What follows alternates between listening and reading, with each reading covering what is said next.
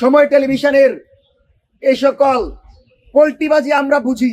আমরা তারেক রহমানের কাছে অনুরোধ করব, নতুন বন্ধুদের পরিবর্তে ফ্যাসিবাদী আমলে আপনাদের পক্ষে যারা একটি বাক্য বলেছে তাদেরকে কাছে টেনে নেন।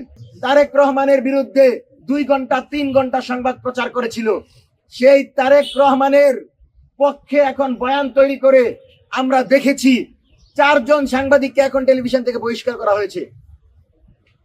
যারা এটা করিয়েছে তারাই তারেক রহমানকে চুর বলেছিল, তারাই খালেদা জিয়াকে নিয়ে কটাক্ষ করেছিল, তারাই বিএনপিকে নিয়ে কটাক্ষ করেছিল।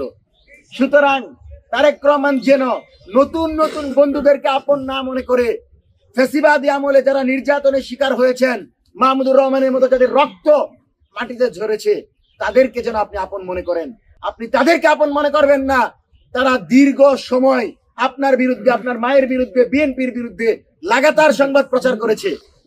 সুতরাং সময় টেলিভিশনের এই সকল পোল্টিবাজি আমরা বুঝি। আপনারা যদি মনে করেন বাংলাদেশের সকল মিডিয়া আপনারা দখল করে রাখবেন, সেই দিন শেষ। আমরা তারেক রহমানের কাছে অনুরোধ করব, নতুন বন্ধুদের পরিবর্তে ফ্যাসিবাদী আমলে আপনাদের পক্ষে যারা একটি বাক্য বলেছে তাদেরকে কাছে টেনে নেন এবং মিডিয়ার অবাধ স্বাধীনতা নিশ্চিত করেন। এবং যে সকল সাংবাদিকদেরকে বরখাস্ত করা হয়েছে, 2 দিন চলে গেছে, আমরা আশা করব 7 দিনের ভিতর তাদেরকে চাকরিতে পুনরায় ফিরিয়ে নেন। জুলাই তাদের ভূমিকা তো এটা প্রমাণ করে, তারা বাংলাদেশের প্রতিনিধি, তারা বাংলাদেশের আপামর ছাত্র জনতার প্রতিনিধি। সুতরাং তাদেরকে আপনারা কোনোভাবেই বাংলাদেশের এই সংবাদ মাধ্যম থেকে দূরে রাখতে পারেন না।